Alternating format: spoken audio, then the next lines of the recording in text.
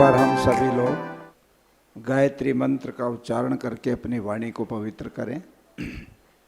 गायत्री मंत्र आप सभी जानते हैं, परमपिता परमात्मा ने बुद्धि की पवित्रता और सात्विकता, बुद्धि को सन्मार्ग पर चलने की प्रेरणा, इन सब भावनाओं से हम परमात्मा से प्रार्थना करते हैं इस मंत्र के माध्यम से। तो ये हम सब के लिए बहुत उपयोगी मंत्र है। प्राय मैं देखता हूँ गायत्री मंत्र बहुत लोग जानते हैं। स्कूलों में जाओ, कॉलेजों में जाओ, गांव में साधारण बिना पढ़े लोग भी गायत्री मंत्र बुलवाओ तो सब बोल लेते हैं। किंतु यदि इसके महत्व को थोड़ा सा हम समझ लें कि ये गायत्री मंत्र यदि प्रतिदिन हम लोग शाम को जब सोने के लिए अपने बिस्तर पर जाएं तो 2-3-4 मिनट के लिए अपने आत्म आलोचन करें कि दिन भर आज मेरा व्यवहार कैसा रहा, मेरी वाणी से, मेरे मन से, मेरे हाथों से कोई गलत काम तो नहीं हुआ। और उसके साथ साथ परमात्मा से ये प्रार्थना भी करें, प्रभु मेरी बुद्धि को प्रेरित करते रहो कि मैं सन्मार्ग पर चलूं। और बुद्धि भी मुझे सद्बुद्धि चाहिए, कुटिल बुद्धि नहीं चाहिए। मेरी बुद्धि सात्विक और पवित्र हो। तो रोज़ जब हम ये प्रार्थना करके सोएंगे, जब कभी भी मन में कोई गलत विचार उठेगा तो ये जो प्रार्थना है ईश्वर से जो हम प्रतिदिन करते हैं बुद्धि के लिए, वो भारी पड़ेगी उस गलत विचार पर जो मन में कभी संस्कार के कारण से उठता है। हम उसके ऊपर विजय प्राप्त कर सकते हैं, हम भटकेंगे नहीं, गलत दिशा में जाएंगे नहीं। इसलिए गायत्री को बहुत गंभीरता से हम सब लोग अपने व्यवहार के साथ जोड़ें, अपनी संध्या के साथ विशेष रूप से इसको जोड़ें। अब बोल करके सब लोग एक बार गायत्री मंत्र और अपनी वाणी को पवित्र करेंगे। ओम भूर्भुवः स्वः तत्सवितुर्वरेण्यं भर्गो देवस्य धीमहि धियो यो नः प्रचोदयात्। श्रद्धेय स्वामी प्रणवानंद जी महाराज, मंच पर विराजमान समस्त प्रतिष्ठित विद्वान और अन्य सभी हमारे सम्मानित प्रतिष्ठित महानुभाव, सम्मान के योग्य आर्य सज्जनों, श्रद्धामयी मातृशक्ति, महर्षि दयानंद के आलोक में वेद बहुत ही सुंदर विषय है। बहुत ही सुंदर ये चर्चा का जो सायंकालीन सत्र में निश्चित किया है विषय, इस पर हम विद्वानों से सुनेंगे। किंतु अब मुझे कह दिया है तो सामान्य से मैं बहुत थोड़ी देर के लिए आपसे निवेदन करूंगा। महर्षि दयानंद सरस्वती के जीवन पर जब दृष्टि हम डालते हैं तो मैं प्राय ये कहा करता हूँ कि ऋषि दयानंद के जीवन में जब वो अपने गुरु से शिक्षा लेकर के निकले, गुरु विरजानंद जी से, तो वो उनको भेंट स्वरूप, दक्षिणा स्वरूप कुछ लौंग ले करके गए। ये घटना आप सभी लोग प्राय जानते हैं, सुनते हैं। किंतु स्वामी विरजानंद जी ने कहा कि दयानंद भेंट क्या देना चाहते हो दक्षिणा के रूप में? तो स्वामी जी ने कहा कि आपकी सबसे प्रिय वस्तु लौंग लेकर के आया। क्योंकि स्वामी विरजानंद जी लौंग खाते थे, उनके शरीर में वायु रोग था। स्वामी दयानंद देखते थे कि गुरुजी को लौंग बहुत पसंद है, दिन में कई बार लौंग चबाते रहते हैं, तो इनको लौंग अच्छी लगेगी और यही मैं लेकर के आऊँ तो अच्छा होगा। वो शेर भर लौंग लाए और जब दिया तो स्वामी विरजानंद जी नाराज हो गए और कहने लगे, दयानंद बड़े तुम स्वार्थी निकले, वेद की कुंजी तुमको पकड़ा दी है, इतना जो व्याकरण तुमने यहाँ पर पढ़ा है रह करके। क्योंकि स्वामी विरजानंद जी वेद के विद्वान नहीं थे, वो व्याकरण के विद्वान थे और व्याकरण के सूर्य के रूप में उनकी उपमा दी जाती है। तो उन्होंने अष्टाध्यायी, महाभाष्य, निरुक्त आदि सारा ऋषि दयानंद को पढ़ाया और उनको एक प्रकार से इस बात के लिए अधिकृत कर दिया कि जब भी तुम किसी वेद मंत्र के भीतर डुबकी लगाओगे तो शब्दार्थ तो कोई भी संस्कृत पढ़ा व्यक्ति कर सकता है, किंतु मंत्र में परमात्मा ने भाव क्या दिया हुआ है, उस मंत्र की आत्मा तक पहुंचने की योग्यता तुम्हारे पास आ गई है। तो उन्होंने कहा कि इतना सब ज्ञान तुमको दिया और तुम एक शेर लौंग दे करके तीसरी कर रहे हो। तो स्वामी दयानंद जी चिंतित हो गए कि गुरु जी को लगता है शायद एक शेर लौंग कम रह गई। स्वामी जी ने कहा, महाराज मैं तो घर से निकला था तब तो मेरे पास आभूषण भी थे, कानों में, हाथों में, गले में सोने के आभूषण पहन के मैं निकला। शरीर के ऊपर मलमल के बड़े महंगे कपड़े थे, किंतु जिस भी मठ में, मंदिर में ठहरा, वहाँ रहने वाले लोगों ने पूछा, नौजवान बड़े चमकीले कपड़े पहने हैं, बड़े आभूषण पहने हैं, कहाँ जा रहे हो? तो मैंने उनसे कहा, मैं सच्चे शिव की तलाश में निकला हूँ अपने घर से, और आप लोगों से मैं जानना चाहता हूँ मुझे सच्चा शिव कहाँ मिल सकता है। और जब उन्होंने ये मेरा सीधा सा प्रश्न सुना तो उन्होंने सोचा भोला नौजवान है और इसको ठगा जा सकता है। उन्होंने कहा कि इतने आभूषण, इतने महंगे कपड़े पहन करके तुम शिव के दर्शन करने की इच्छा रखते हो? ऐसा कभी हो नहीं सकता। शिव तो उनको दर्शन देते हैं जो त्याग करते हैं। पहले इन सारी चीज़ों का त्याग करो, उसके बाद तुमको शिव जी प्राप्त होंगे। जब ये बात कही तो स्वामी दयानंद ने आभूषण भी उतार दिए, वस्त्र भी उतार दिए, और एक कौपीन में स्वामी दयानंद 14 वर्ष तक रहे। उन्होंने तो शरीर के ऊपर वस्त्र भी कलकत्ते में जाके धारण किए, और इस तरह से उनका एक बहुत बड़ा तपस्वी जीवन रहा। जब स्वामी दयानंद जी ने ये बताया कि मेरे पास कुछ नहीं है, ये भी मैं लौंग अमरलाल जोशी जी के घर से लेके आया हूँ जो मेरे भोजन की व्यवस्था करते थे, तो स्वामी विरजानंद ने कहा, दयानंद तुम मेरी बात को समझे नहीं हो।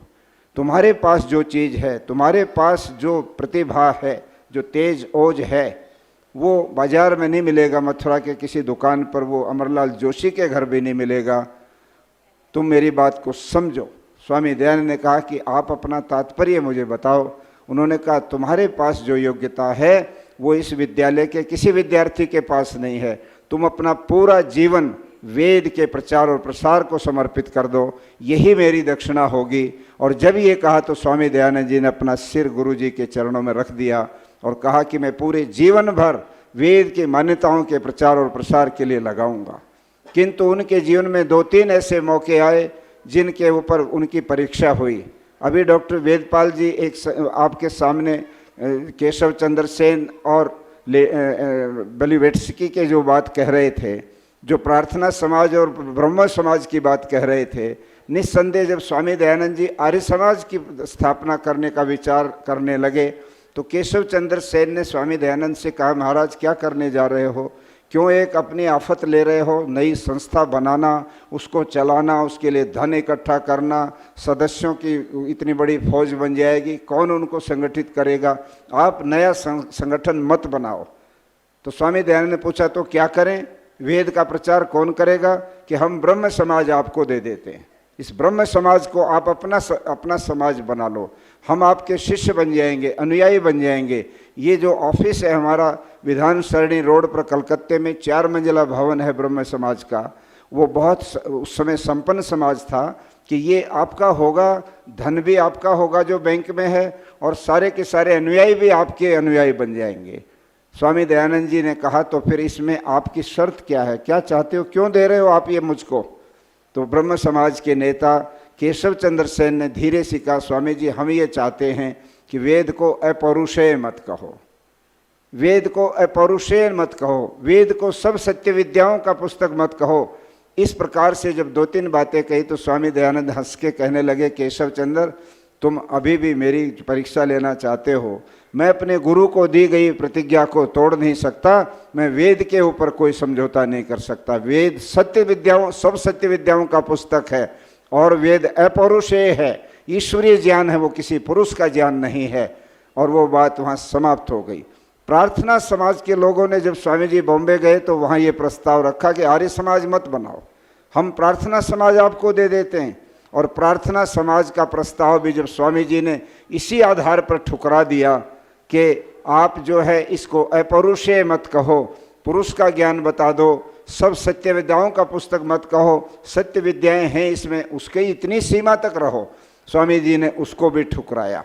और जिस समय वो उदयपुर के महाराजा जसवंत सिंह के पास गए, जसवंत सिंह दूसरे क्या ना, सज्जन सिंह के पास गए, जो उनके बहुत ही एक प्रकार से भक्त बने हुए थे, तो उन्होंने पूरे राज्य परिवार का एक प्रस्ताव स्वामी दयानंद के सामने रख दिया कि महाराज जी नाथ द्वारा रोड पर एक हमारे राज्य परिवार का मंदिर है, एक लिंग गद्दी है वो, और वहाँ का जो महंत होता है वो हमारे राज्य परिवार का गुरु होता है, कुल गुरु उसको हम मानते हैं।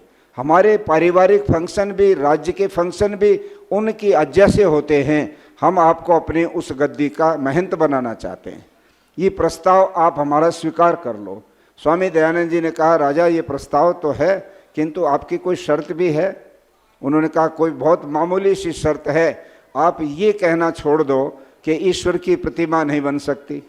ईश्वर साकार भी है, निराकार है, दोनों तरह की बात मिला लो। आप ईश्वर की प्रतिमा, ईश्वर की मूर्ति या इस तरह की जो बातें आप कहते हो नहीं हो सकती, इसका बंद कर दो, अर्थात मूर्ति पूजा का खंडन बंद कर दो।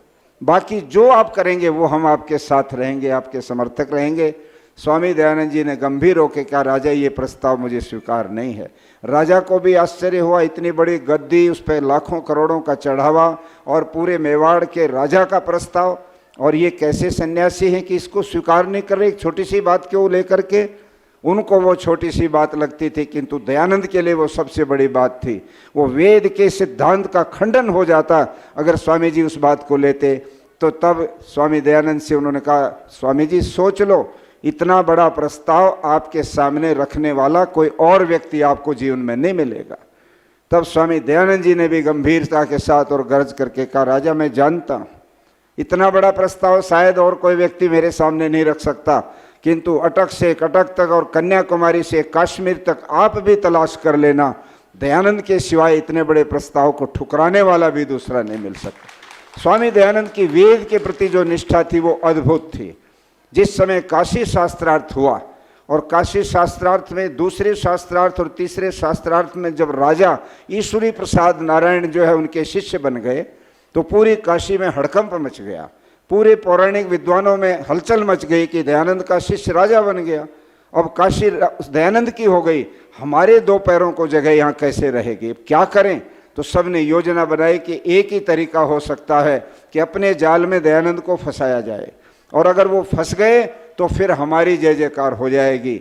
वो एक तैयार होकर के सारे विद्वान जो शास्त्रार्थ में थे वो इकट्ठे होकर महर्षि के पास पहुँचे, जिस बगीचे में वो ठहरे थे, और वहाँ जाकर के कहने लगे, महाराज आपकी विजय हो गई, राजा भी आपका हो गया, और राजा हो गया तो यहाँ की प्रजा भी आपकी शिष्य बन गई, तो अब हम कहाँ जाएं? हम तो आपकी इस विजय से प्रसन्न होकर, हार तो हम गए, किंतु जब सारी प्रजा जय जयकार करे तो हम भी उसमें शामिल हो जाते हैं। हम दो प्रस्ताव आपके सामने लेके आए हैं, वो प्रस्ताव हमारे मान लो तो हमें भी जो है खुशी होगी कि हमने भी महर्षि के लिए कुछ कर दिया। उन्होंने कहा, क्या प्रस्ताव हैं?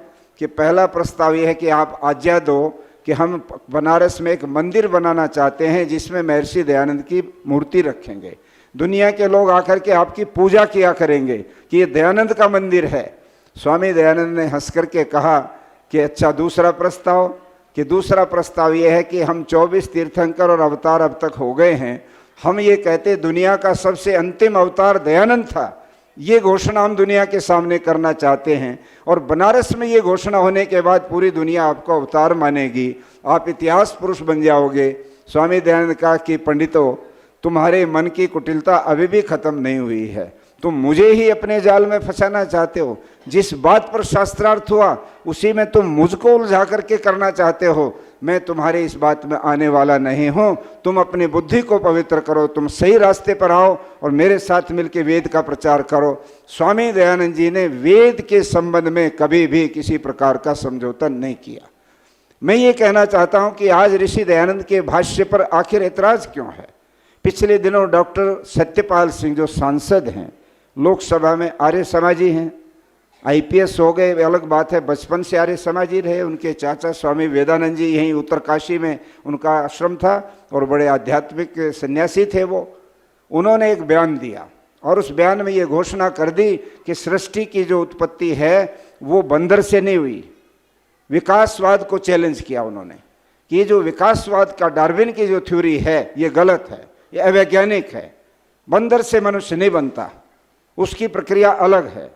जब ये बात कही तो हड़कंप मचा और उसमें आखिरी में बहुत कुछ अंदर खाने जो हुआ उनको रोक दिया गया कि नहीं, आप ये विवादित विषय मत उठाइए, इससे लोगों में विवाद छिड़ जाएगा। हर स्कूल का बच्चा पढ़ता है बंदर से बना, और हम लोग भी, करोड़ों लोग बंदरों को केले इसलिए खिलाते हैं कि वो हमारे दादा परदादा हैं, उन्हीं से हम बने हैं। एक तरह से अंधविश्वास के ऊपर जो अवैज्ञानिक, तर्कहीन, विवेकहीन बात चल रही है, उन पे कोई व्यक्ति बोलता है तो उसको इसलिए बंद कर दिया जाता है कि विवाद बन जाएगा। मैंने डॉक्टर सतपाल सिंह से पूछा कि वो बात आपने आगे नहीं बढ़ाई। उन्होंने कहा स्वामी जी वो बंद करनी पड़ी इसलिए कि दूर तक अप्रोच चली गई। एजुकेशन मिनिस्टर बड़ा ईर्ष्या करता था इनसे, और उन्होंने प्रधानमंत्री को शिकायत की कि देखो ये डॉक्टर साहब पार्लियामेंट में ऐसे सवाल बोलते हैं।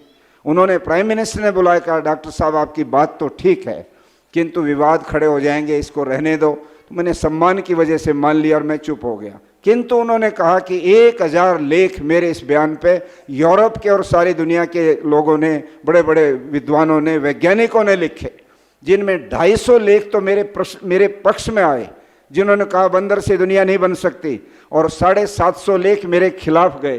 तो पक्ष में आओ चाहे खिलाफ में आओ, ये चर्चा पूरे वर्ल्ड में कम से कम शुरू हो गई कि ये सृष्टि की उत्पत्ति बंदर से हुई है, अमीबा से शुरू होकर के बंदर तक की यात्रा है, या सृष्टि की उत्पत्ति किसी और तरीके से होती है।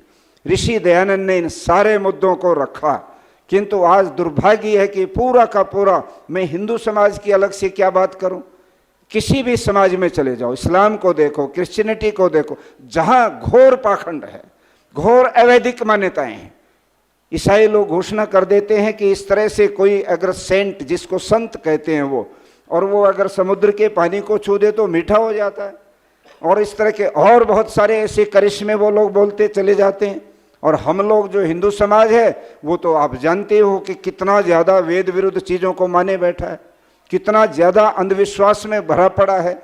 तो ऋषि दयानंद की विचारधारा जो विज्ञान पर खरी उतरती है, और महर्षि दयानंद तो कभी भी अपनी बात को थोपते नहीं, वो तो स्वतंत्रता से कहते हैं कि आप पहले विचार से सुनो और उसके ऊपर मनन करो, आपको लगता है कि विचार बिल्कुल सही है तो उसको स्वीकार कर लो, और नहीं विश्वास होता है तो और आगे उस पर बहस करते चले जाओ। स्वामी दयानंद जी तो 3D को मानते हैं, टू डाउट, टू डिबेट और टू डिसेंट। शंका करो, सवाल उठाओ, उस पर बहस करो, शास्त्रार्थ करो, और फिर भी नहीं मानते तो मत मानो, आगे चलो, बहस करते चलो। विचार को वादे वादे जायते तत्वबोध है, विचार विमर्श से तत्व निकलेगा। महर्षि दयानंद ने अपने सारी बातों में तर्क दिया, और उन्होंने वेद का जो भाष्य किया है गौणिक शब्द, और उस रूप में उन्होंने जो उदाहरण दिया मैक्स मुलर का, डॉक्टर वेदपाल जी ने तो बहुत तरीके से और बहुत ही रेफरेंस दे करके ये सिद्ध कर दिया कि दयानंद का भाष्य और अन्य लोगों के भाष्य में कितना ज़्यादा अंतर है, कि उन्हीं बातों को चीन, वो जो बता रहे थे कि चीन की भी जो है सीमा वेद में बता दी, और पता नहीं क्या क्या भूगोल भी बता दिया, इतिहास भी बता दिया, कि कहानी लिख दी उनकी। तो ये सारा का सारा जो हो रहा है इसको कौन रोकेगा। हमारे विश्वविद्यालय में भी, मुझे माफ करेंगे, केवल हमारा नहीं पढ़ाया जाता है, वहाँ सैन भी पढ़ाया जाता है और महर्षि दयानंद भी पढ़ाया जाता है। गुरुकुल कांगड़ी के अंदर मैंने ये सवाल उठाया था, डॉक्टर सतपाल ने फौरन रूप किशोर जी को फ़ोन करके पूछा हमारे यहाँ कौन सा पढ़ाया जाता है, कि दोनों पढ़ाए जाते हैं। मैंने कहा जी दोनों क्यों पढ़ा रहे हो?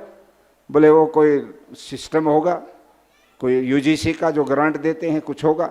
आज सबसे बड़ी समस्या ये है कि जब हम अपनी आर्ष परंपरा को लेकर के आते हैं तो आर्ष परंपरा कोने में चली जाती है। वेद के ऋषि दयानंद के भाष्य को लाते हैं, ऋग्वेद आदि भाष्य भूमिका को लाते हैं, वो कोने में चला जाता है। उसको हमें आर्य समाजी लोग पढ़ते हैं, पूरे देश के लोग उन बातों को पढ़ते हैं जो वेद में MA करते हैं या पढ़ते लिखते हैं, सैन को, महिदर को, ओवट को। स्वामी दयानंद उदाहरण दे के कहते हैं, मैक्स मुलर का उदाहरण उन्होंने दिया कि वेद भाष्य में कैसे लोगों ने भ्रांतियां पैदा की, उसका उदाहरण उन्होंने ये दिया है। जैसे एक शब्द होता है सैंधव, और सैंधव का अर्थ होता है नमक, और सैंधव का अर्थ घोड़ा भी होता है। तो स्वामी जी कहते हैं यदि कोई व्यक्ति भोजन के ऊपर बैठा है, थाली सामने रखी है, और वो कहता है सैंधव आनय, संस्कृत लिखी है वहाँ स्वामी जी ने सत्यार्थ प्रकाश, कि घोड़ा सैंधव आनय। अब वो सैंधव को घोड़ा समझकर थाली भोजन के सामने है, और कोई व्यक्ति घोड़ा ले आए तो उसकी बुद्धि पे तरस आएगा कि यहाँ घोड़े की क्या ज़रूरत है, कोई घोड़ा उस खाने वाले के साथ में खाएगा। वहाँ नमक आना चाहिए था। और जहाँ वो बाहर खड़ा है अपना बैग लेकर के जाने की तैयारी में है, फिर वो कह दे कि सेंधव लाओ, और वहाँ ले आए वो डब्बा नमक का। तो स्वामी जी उदाहरण देते कि जहाँ जिस शब्द का संबद्ध था, जहाँ जिसकी जरूरत थी, वो ना करके पौराणिक लोगों ने इस प्रकार की गलत भाषाएं निकाल दी। बड़े बड़े ऐसे विद्वान जो अपने आप को हेड ऑफ द डिपार्टमेंट कहते हैं विश्वविद्यालयों के, वो घोषणाएं करते हैं कि वेद के अंदर लिखा है कि पुराने ऋषि मुनि गाय का मांस खाते थे।